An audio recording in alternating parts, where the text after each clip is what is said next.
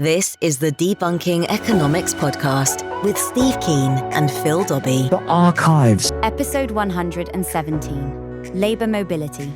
Do we need more or less? Hello and welcome to the Debunking Economics Podcast with Professor Steve Keen. I'm Phil Dobbie. Today we look at labour mobility. Do we need more of it or less of it? The US government is trying hard to get net migration down to tens of thousands. President Trump is, of course, building a wall to keep the Mexicans out. And Scott Morrison, who's Australia's latest Prime Minister, is looking for a plan to get migrants to settle outside capital cities, exactly where the jobs aren't. Generally, it seems many people take a dim view of migration. But is it good or bad for the economy? Does it need to be controlled? Are open borders reckless, or are there benefits of a planet perhaps with complete labour mobility? That's today on the Debunking Economics Podcast. So do migrants become a burden on taxpayers, or do they add to the productivity of a nation? If there was room, if people from poor countries move to rich countries, then some reckon that the world GDP would double. I mean, it would be a bit crowded, property would be bloody expensive, but on paper at least, the economy would grow. That is never going to happen, of course. One of the reasons so many people voted for Brexit was because they wanted to take control of our borders, just as John Howard said in Australia all those years ago, that we'll decide who comes here and the circumstances in which they come.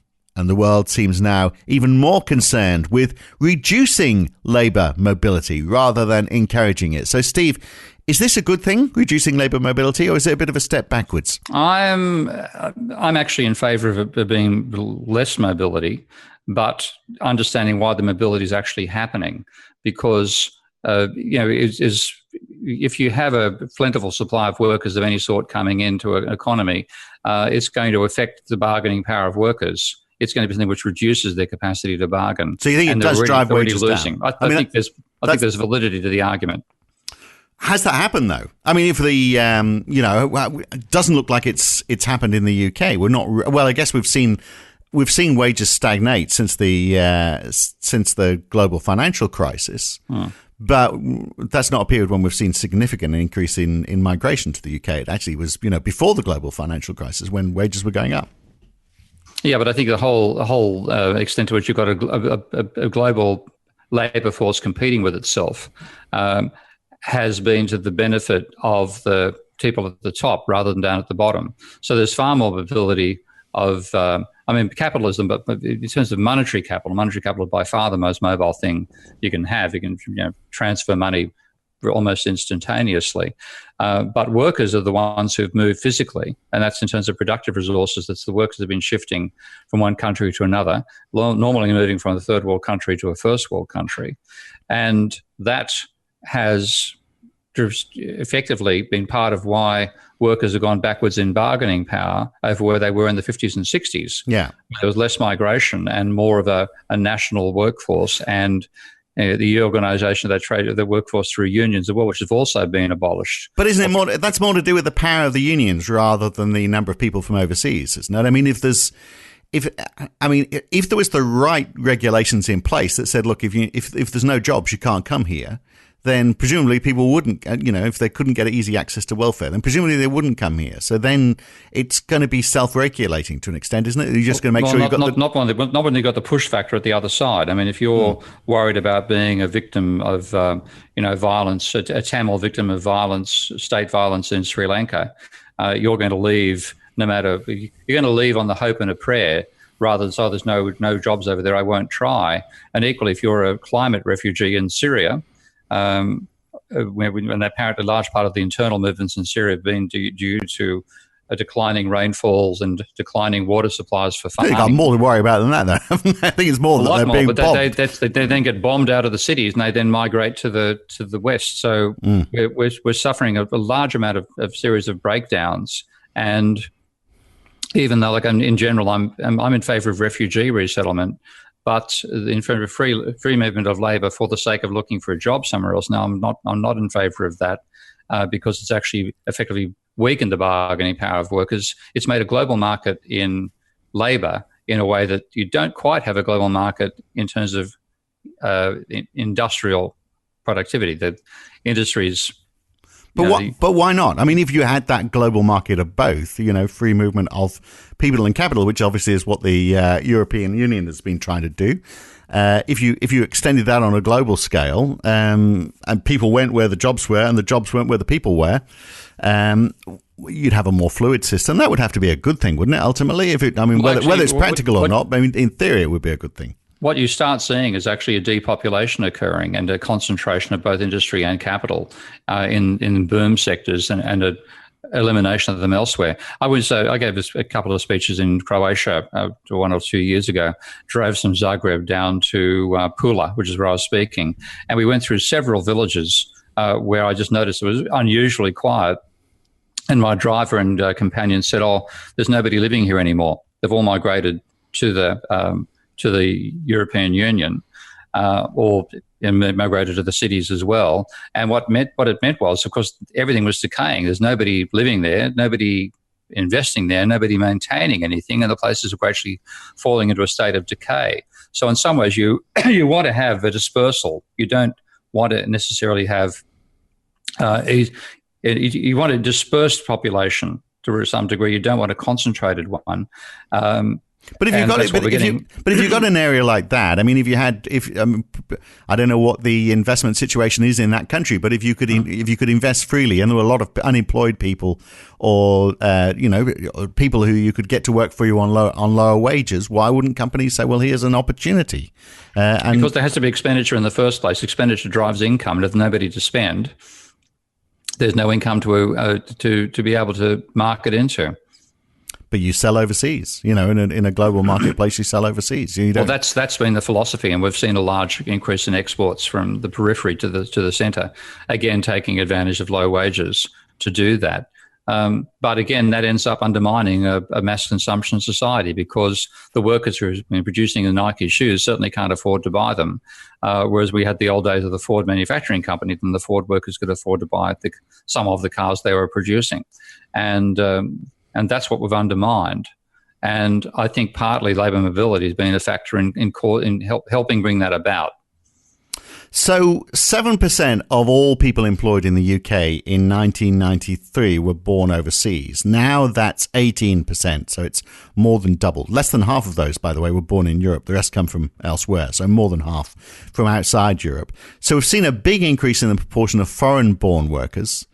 You'd be pretty hard pushed to say from 1993 to today, that's really held the economy back, unless you can equate it to financial crises. But aside from those financial crises, which I'd argue are for completely different reasons, this growth of foreign workers in Britain hasn't really slowed Britain down, has it? No, I think that's a fair point. But what it's meant is the distribution of income, which is already biased against workers, has become more biased against workers.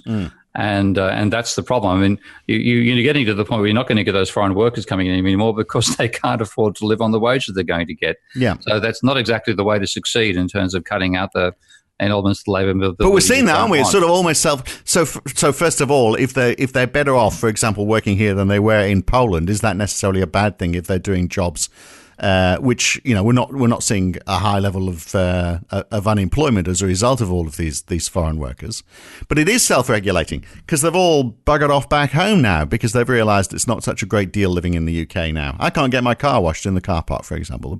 It used to be the easiest thing in the world. Now I have to pay twice as much to get my car washed, or go and put it through a car wash machine rather than having it done in the car park. Well, there's the first piece of evidence that we're seeing them leaving the country. And to me, that's sort of like, well, okay, so they've got to, they were obviously here because they believe it was worthwhile being here. They're not here anymore. They're worse off. I'm worse off. Who's won in this situation? Yeah, that's what I think. What we should have been doing is focusing upon building our industrial capacity, not getting cheap labour. Yeah, and I agree with that. I did always feel guilty, by the way, that I was paying them, but they were being, asking a pittance to clean a car. And I found that I had a Russian cleaner in my flat in Waterloo, and I was paying her. I was supposed to pay her £7 an hour. I paid more than that. I couldn't understand how anybody could survive on that amount of money on a weekly basis in London. That's less than £300 a week, working 40 hours. So it's you look at it and think this is not sustainable, and yet it's part of the wage system we're paying.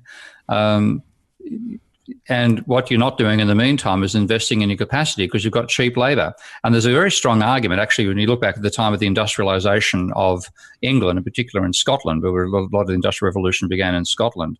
Why did it happen there? It ended up being because the price of labour was so high relative to the cost of building a machine like a spinning jenny, that it was worth somebody's while to come along with the invention of the spinning jenny to reduce the labour costs, but in the process increase the productivity of the country.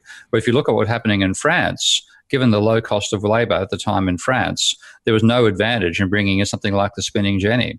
So to some extent, a high wage is a stimulus to the sort of investment we associate with capitalism. So in other words, we squandered the opportunity, didn't we? So we had a lot of people wanting to move to this country, and we complained about them, when we should have actually been saying, well, okay, let's put them to good use and let's use all these people and let's have more to encourage our industry further. In which case, wouldn't we be saying, well, yeah, the mobility of labour in that situation is a good thing? Instead, you started from the premise that I didn't start from, mate. So what the premise I'm starting from is your high wages are actually often a stimulus to investment.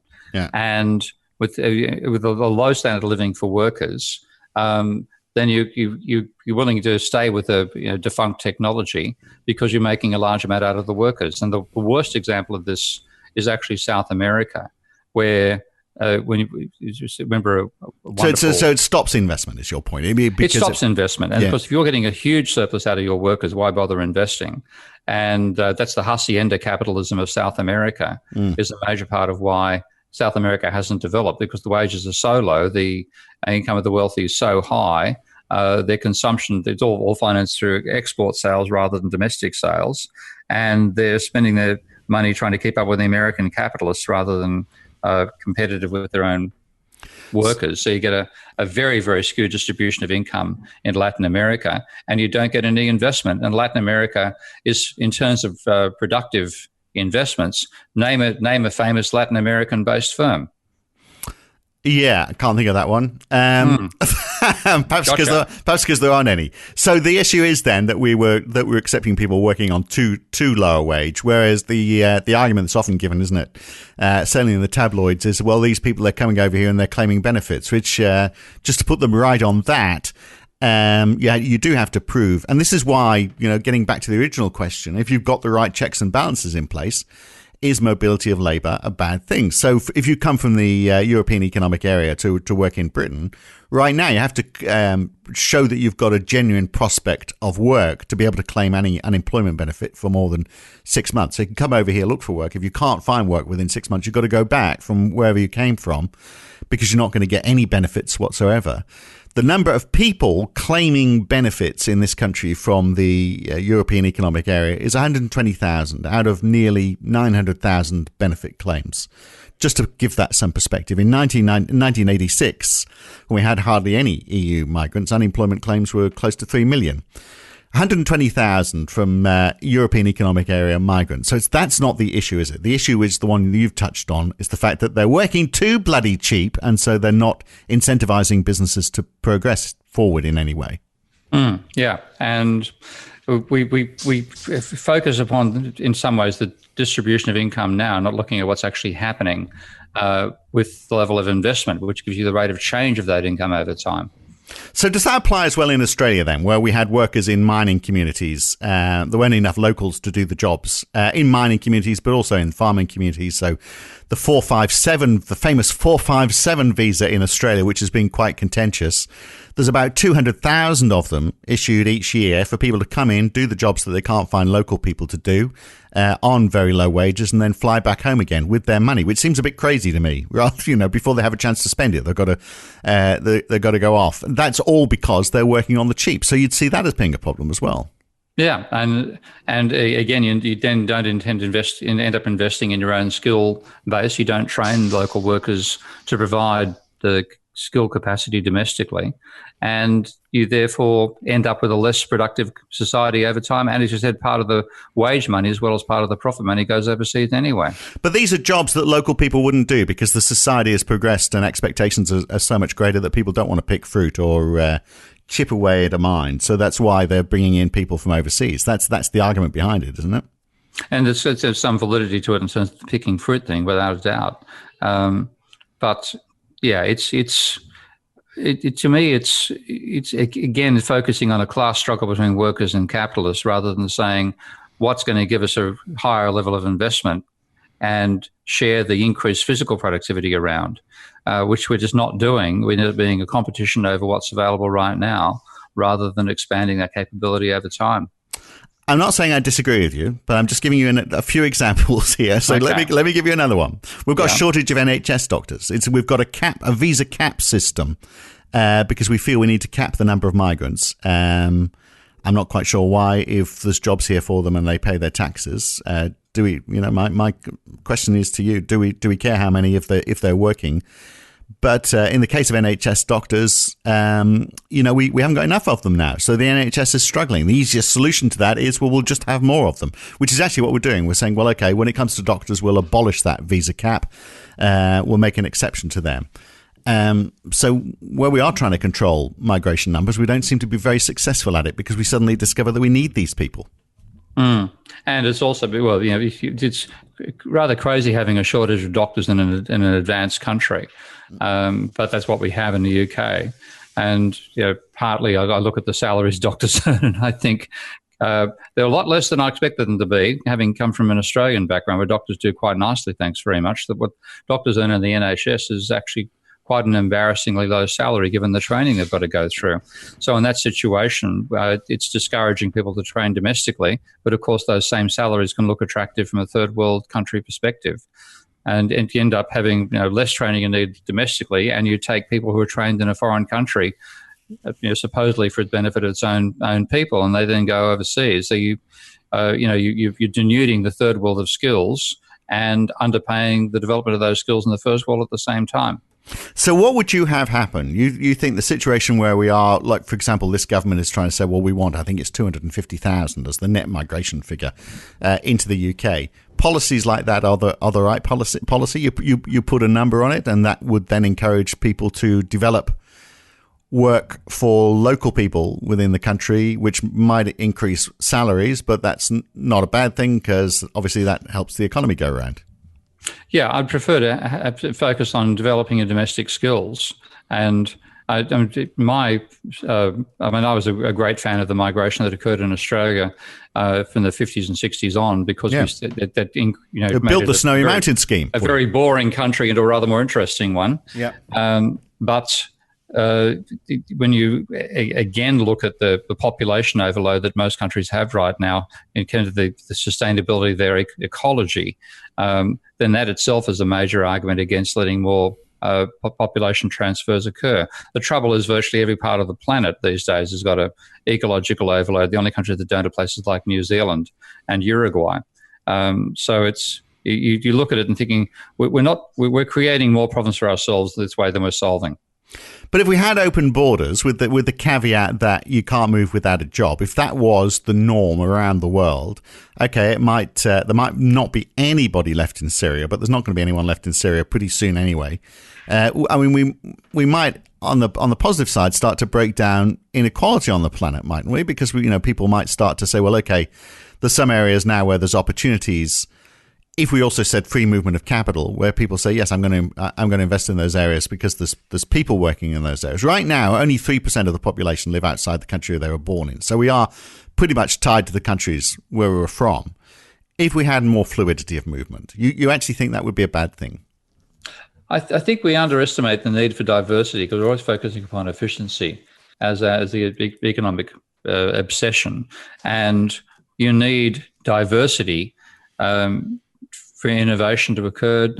And I like a bit of some diversity within country, but diversity between them as well.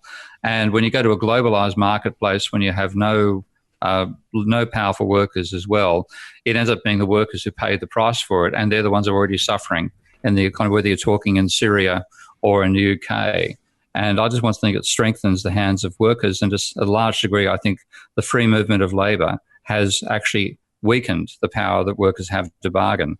And we're seeing sort of world that leads to, where even now the central banks are complaining wages aren't rising enough.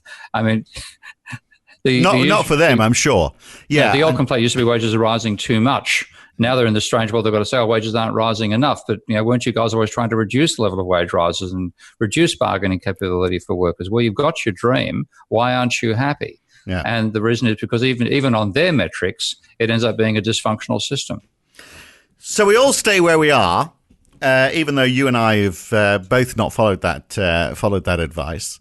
By moving to different countries. I mean, do you think you should have been able to move to the UK, for example? Do you think, are you saying mobility is all right so long as it's for me but not for everybody else? Good question.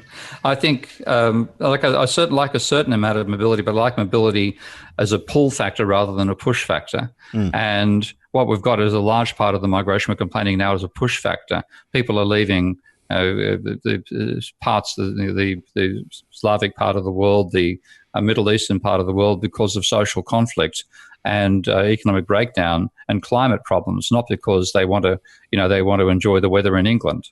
And that to me is the worry, that we have so many push factors now that they're overwhelming what would the much smaller level of movement that would exist if we only had pull factors taking people around the planet. Right. But if you could mitigate those push factors, then it would be less of an issue in that case. That's really the thing. I mean, we're creating those pushes on a grand scale in countries like Syria, and we've done that a large part in Africa as well. So people are becoming refugees because of the effect of Western interventions on those countries, and then we're complaining about the impact of that on Western societies. We went to a wonderful old Philip Cobb cartoon with a two-handed American, one feeding a starving local and the other strangling that same local. And the local says, "Excuse me, senor, does your left hand know what your right hand is doing?" And that's the situation we're in. We're complaining about the impact on our societies of excessive migration and movement. We're causing it by our interventions in countries like Syria. And at 250,000, if that is the figure, if it's not, it's pretty close to it as the net, which is unachievable. I don't think we're ever going to get there, as the net migration figure for the UK. I mean, is that sustainable for the economy, or do you need more people than we are breeding, to keep the economy growing? If you go to growing by population growth, you don't get a growth in per capita income out of it. And it's also a strong argument, this is being used in Australia quite a lot these days, that what you get is what they call capital broadening. You've got to add more roads, more schools, more power lines. You don't get capital deepening. You don't go from roads to rail, high-speed rail. You don't build more factories. You're just simply increasing the infrastructure. And that, at the same time, when you look at the ecological burden in those countries who are already adding more people to a country which is already consuming more of its productive capacity than it can renew every year. So I would rather put a stop to that sort of thing than push the big population approach to GDP, which doesn't increase GDP per capita and quite arguably reduces it. Right. All right. Well, there we are. So no open borders. We need to. We're doing the world is moving in the right direction as far as you're concerned, then, because we are seeing the closing up of borders. Now, you think that's a step in the right direction? Relatively. I mean, but I'm not going to close borders. Obviously, we're not going to, or academics. No, Well, I mean, some people would say, well, the refugees are the people who are least likely to contribute. I mean, you've got, obviously, we have they're human beings, so we have to find an answer. But, a lot of people would say, well, these are the people who are least likely to provide a positive impact to the economy, because they are so culturally different and also perhaps less able to move into the workplace.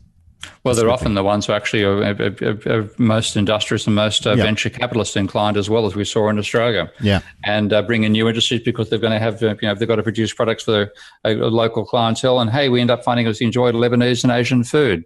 So there's an extent to which that's the internal diversity, which is a good thing. It's which revives cultures and so on. But when it ends up being a cheap industrial factory fodder or cheap cleaners, not so good for the society overall. Okay, very good. We'll leave it there. You went in a different direction to where I thought you were going to go, in a different direction to my thinking, but maybe we'll meet in the middle somewhere sometime. Okay, mate. Speak to you next time. Yeah, I am of the school of thought that actually thinks that more migration is better than less migration, simply because if you are moving people from poor countries and they are upping their wealth, they probably are sending some of that money back, but at the same time they're pushing up the income, national income in this country as well. and obviously becoming a market for goods and services as well. But like anything, there's no hard and fast answer, and it's all a question of to what extent, isn't it really? Certainly the idea from Scott Morrison in Australia is a bit... The idea that you actually set up migrants to fail by ensuring that they live in places where there's just no jobs. That just seems a little bit crazy, doesn't it, really? Okay, Sydney's overcrowded, but there's always Brisbane and Melbourne and Perth and Adelaide, where there's at least some hope of getting a job. That's it this time. Next time, we're going to look at income inequality. How do we reduce it, and how much is it holding back the economy? That's next time on the Debunking Economics podcast with Professor Steve Keen. I'm Phil Dobbie. Thanks for listening. I'll see you then.